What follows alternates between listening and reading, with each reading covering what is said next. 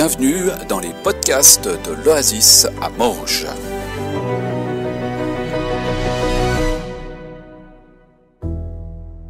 Merci à Marina, merci Mathieu, merci. Ce temps, je crois, nous a permis d'entrer vraiment dans une attitude de cœur, en fait, de nous ouvrir à ce que Dieu veut nous donner, en fait, ce matin. Le titre de la prédication ce matin, c'est « Opération cœur ouvert ». Je vous rassure, on ne va pas charcuter personne, c'est ouvrir nos cœurs, en fait, c'est plus ça. Alors, il devrait y avoir un PowerPoint qui arrive. Donc, comme vous connaissez, je suis toujours un peu en bisbille avec la technique, mais tout va bien. Voilà, ça va venir. Je travaille la patience, vous savez. La patience, la bienveillance, la bonté.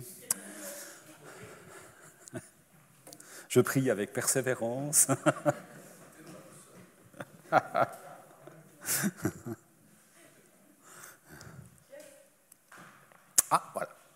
Merci. Donc voilà, opération cœur ouvert, cœur ouvert, pas à cœur ouvert, justement. On va relire le texte d'Éphésiens 1 qu'on a entendu tout à l'heure, parce que je crois que c'était vraiment ce qui animait ce culte d'aujourd'hui, ce qui anime ce culte d'aujourd'hui.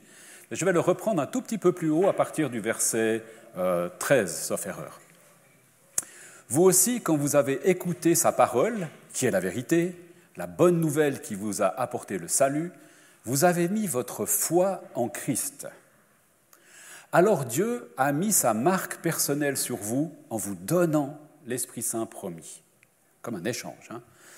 L'Esprit Saint nous garantit l'héritage que Dieu a réservé à son peuple. Il nous assure que nous le posséderons quand notre délivrance sera complète. Louons donc la grandeur de Dieu, comme on l'a fait tout à l'heure. Voilà pourquoi, maintenant que j'ai entendu parler de votre foi dans le Seigneur Jésus et de votre amour pour tous les croyants, je ne cesse pas de remercier Dieu à votre sujet. Je pense à vous dans mes prières et je demande au Dieu de notre Seigneur Jésus-Christ, au Père à qui appartient la gloire, de vous donner l'esprit de sagesse qui vous le révélera et qui vous le fera vraiment connaître. Qu'il ouvre vos yeux à sa lumière, afin que vous compreniez à quelle espérance il vous a appelé. Vous comprendrez quelle est la richesse, la splendeur de l'héritage destiné à ceux qui lui appartiennent, et quelle est la puissance extraordinaire dont il dispose pour nous, les croyants. Cette puissance est celle-là même que Dieu a manifestée avec tant de force quand il a ressuscité le Christ d'entre les morts et qu'il l'a fait siéger à sa droite dans les cieux. Le Christ y est placé au-dessus de toute autorité, de tout pouvoir, de toute puissance, de toute domination, de tout autre nom qui puisse être invoqué, non seulement dans ce monde-ci, mais aussi dans le monde à venir. Dieu a mis toutes choses sous les pieds de Christ et il l'a donné à l'Église comme la tête de tout ce qui existe. L'Église est le corps du Christ. En elle, le Christ est pleinement présent, lui qui remplit tout l'univers. C'est pas rien, Quand on prend ça, on peut prendre ça comme... c'est costaud, Paul, il nous a donné quelque chose là qui est juste magnifique. Alors avant de reprendre un peu 2-3 éléments dans ce passage, je voulais juste nous rappeler en fait que lors de notre retraite du conseil pastoral qu'on a eu il y a quelque temps, on avait cette pensée aussi que l'église de l'Oasis était un petit peu comme une nouvelle saison, comme s'il y avait une nouvelle page à écrire pour cette communauté. Comme venir consolider, vivre, accomplir aussi toutes les choses qu'on a vues se mettre, découvrir en fait dans ces dernières années finalement, ces 3-4 dernières années. Et puis, dernièrement, ou il y a 2-3 semaines, je vous disais ce qui nous a un petit peu en repensant à l'Église, etc., il y a ces trois choses que je vous ai déjà évoquées la dernière fois. C'était la question de l'authenticité, la question de la simplicité et la question d'être festif. Quand on dit gloire à Dieu, il y a quelque chose de vraiment festif là-dedans. On se réjouit de vivre les noces de l'agneau. Comme si on avait besoin aussi d'un peu dépoussiérer ou désencombrer ou revenir à l'essentiel. Et on a même parlé de planter un arbre. Vous savez, c'est l'image de prendre une décision. Quand on plante, comme si on plantait un arbre, puis après on verra le fruit plus tard. Alors on en a parlé dernièrement au conseil d'église, puis on s'est dit qu'au mois de novembre, c'est le bon moment peut-être pour planter un arbre, parce que maintenant c'est pas vraiment génial, mais au mois de novembre, on va planter effectivement un arbre pour symboliser aussi ce mouvement. Alors, petite anecdote encore avant d'aller plus loin. Est-ce que vous vous rappelez de l'école? C'était bien pour vous ou bien? Ça dépend. C'est vrai, ça dépend. Pour moi, à l'école, il y a eu des choses qui étaient magnifiques et puis d'autres qui l'étaient un peu moins. Je me rappelle les tables de multiplication. Je ne sais pas si vous avez des bons souvenirs des tables de multiplication. Quand on apprend ça, on nous dit il faut les connaître parce que c'est important. Alors, sur le moment, franchement, l'importance pour moi était assez, subtile. Je n'ai pas tout compris. Bon, enfin, voilà, on les apprend par cœur, on finit par avoir une relativement bonne note au dernier TE, et puis on est content. Puis quand on est arrivé à 12 par 12, on se dit, voilà, c'est bon, c'est fait. Puis l'année d'après, on vous dit, maintenant, on va aller jusqu'à 15. Bon, on recommence. Voilà. Donc, ce n'était pas vraiment le meilleur des souvenirs pour moi de l'école. Je ne sais pas pour vous. Les multiplications, ce n'était pas forcément génial. Après, il y a une autre chose que moi, j'ai beaucoup aimé, je ne sais pas vous, mais moi, c'était la lecture. Pour moi, apprendre à lire, ça a été quelque chose de juste magnifique. C'était utile, en fait. J'en voyais une utilité, ne serait-ce que pour lire les panneaux sur le bord de la route quand on allait en voiture avec mes parents ou comme ça. C'était vraiment, pour moi, ça a été utile.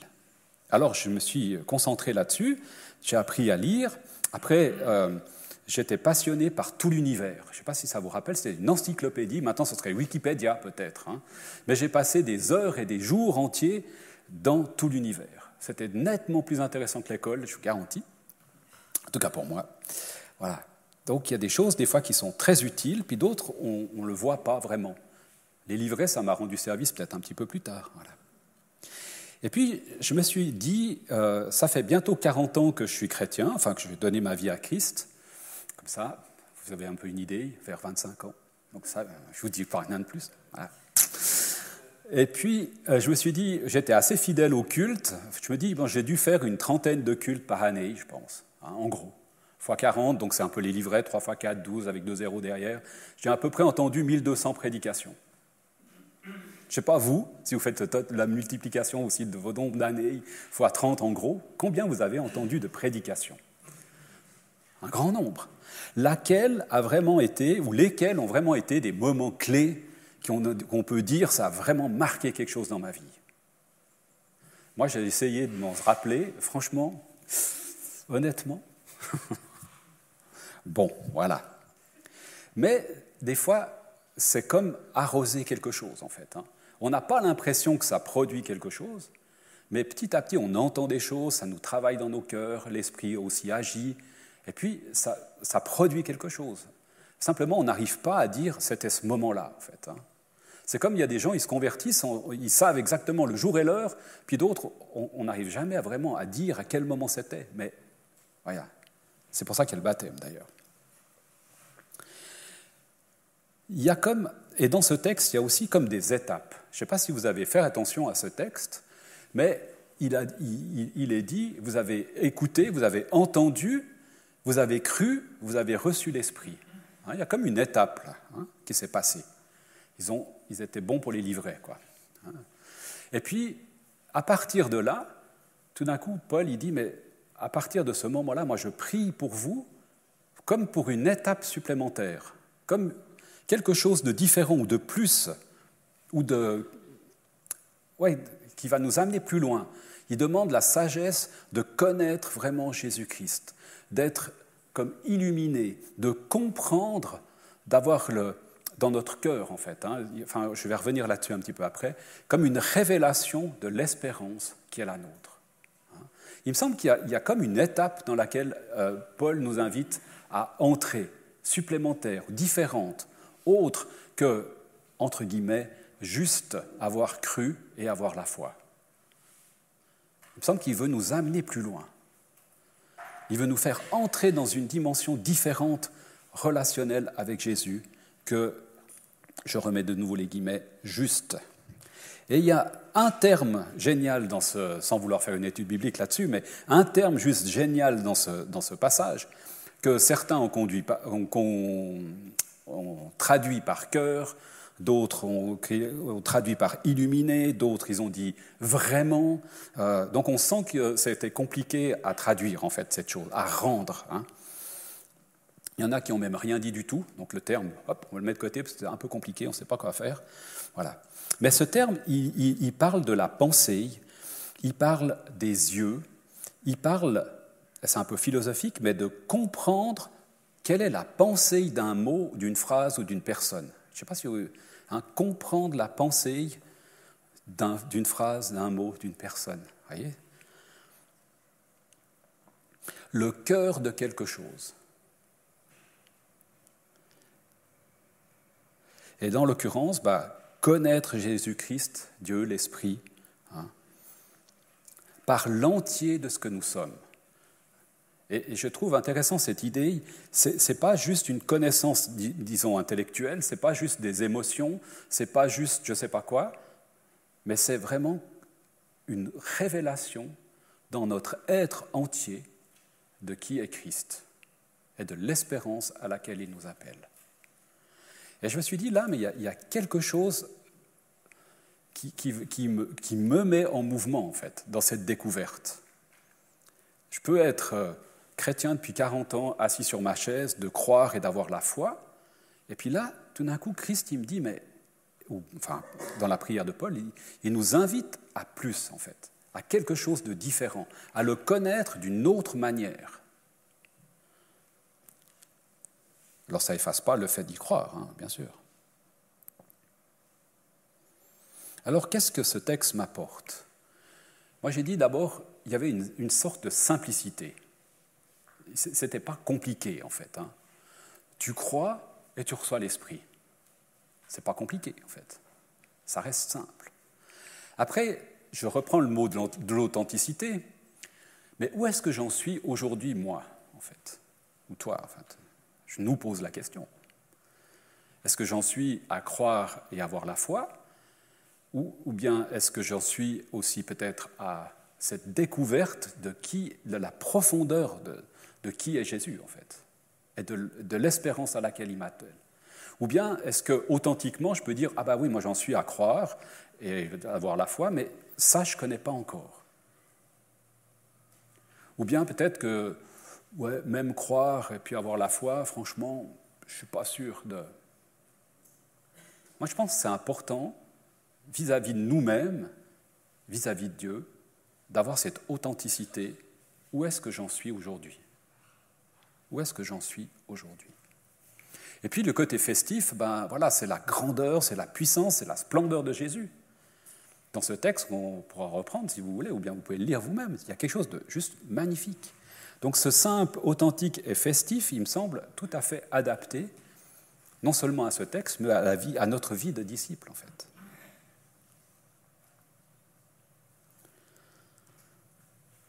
On entend beaucoup dire aujourd'hui qu'il faut être passionné pour Jésus.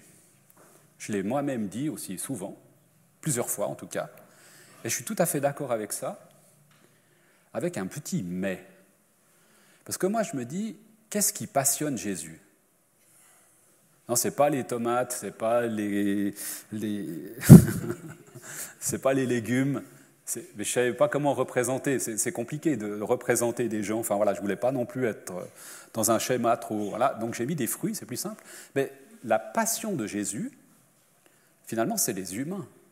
C'est les êtres humains.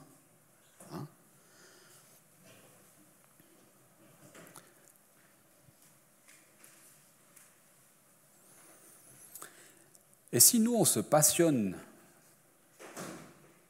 j'allais dire, c'est peut-être un gros mot en disant ça, mais si on est seulement, entre guillemets, passionné pour Jésus, et qu'on dit que nous sommes le corps de Christ, ça veut dire, en gros, on est un peu passionné par nous-mêmes, quoi.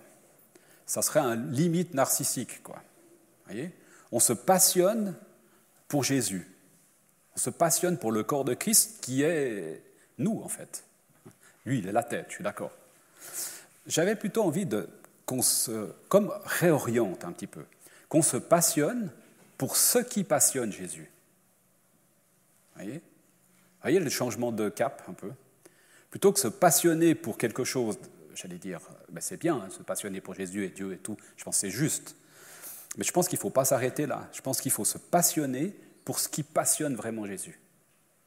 Et ce qui passionne Jésus, ben c'est que tous soient sauvés, que tous le connaissent, que tous découvrent la profondeur, la grandeur, comme ce texte nous y indique en fait, nous y invite. C'est ça qui passionne Jésus, vraiment. Donc ça, c'est un peu comme une réorientation aussi. En tout cas, moi, je ne l'avais pas toujours compris de cette manière-là.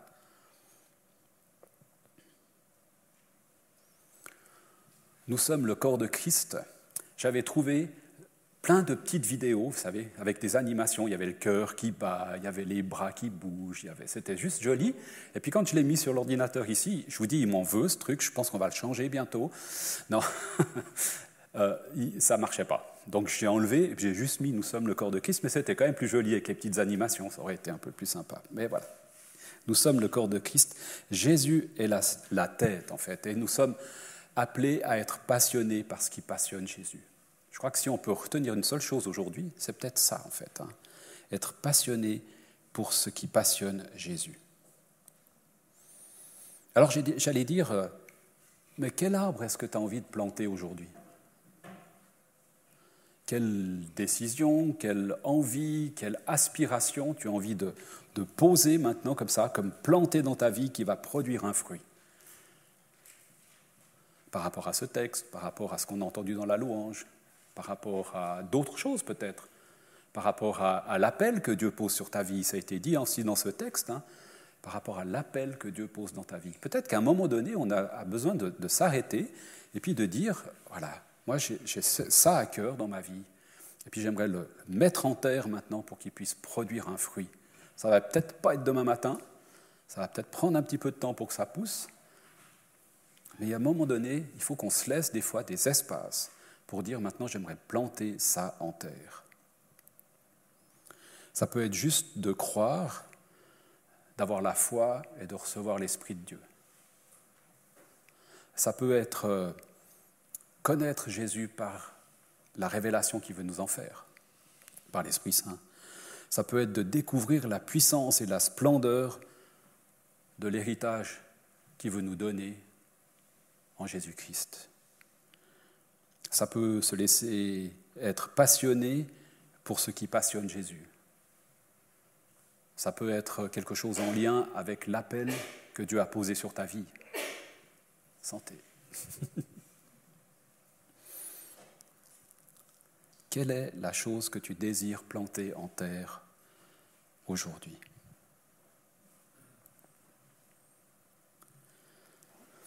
Jésus, c'est la tête de l'Église, on l'a entendu. Et je crois que c'est vraiment important de se rappeler que c'est lui qui dirige tout, en fait.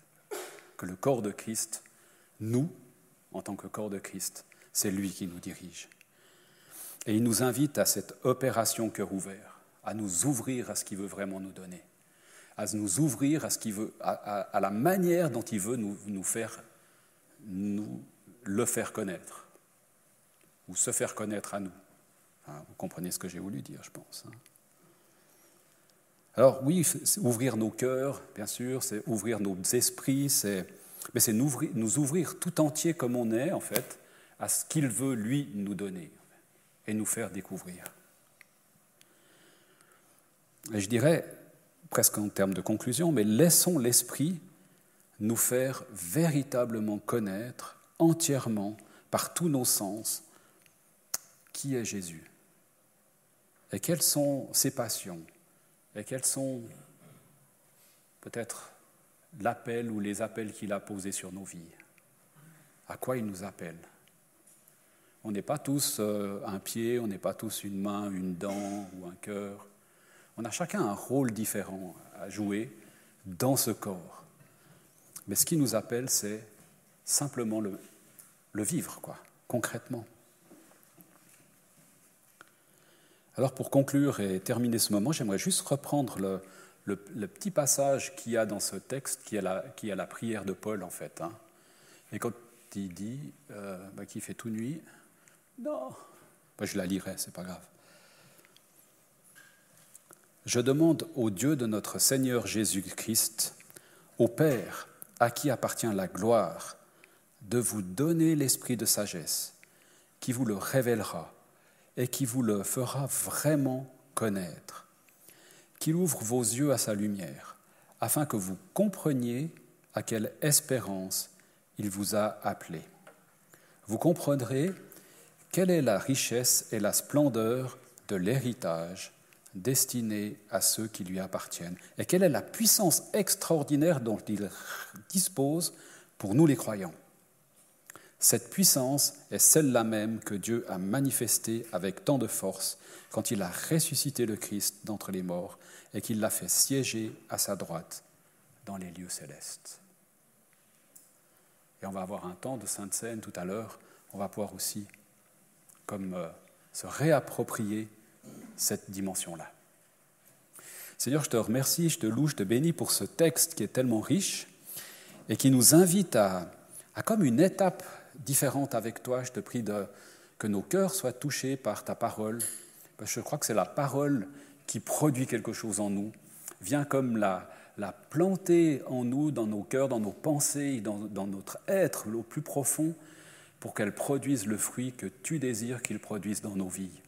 C'est ta parole qui est agissante, c'est ta parole qui produit, et que cet arbre que tu veux planter dans nos vies, Seigneur, puisse devenir magnifique et produire un fruit qui te rende gloire, qui te glorifie, et puis que dans cette relation d'intimité avec toi, on puisse vraiment vivre pleinement qui tu nous appelles à être, en fait, en tant qu'individu, mais aussi en tant que communauté, et que tu sois béni et glorifié au milieu de nous, dans ton nom puissant, Jésus. Amen.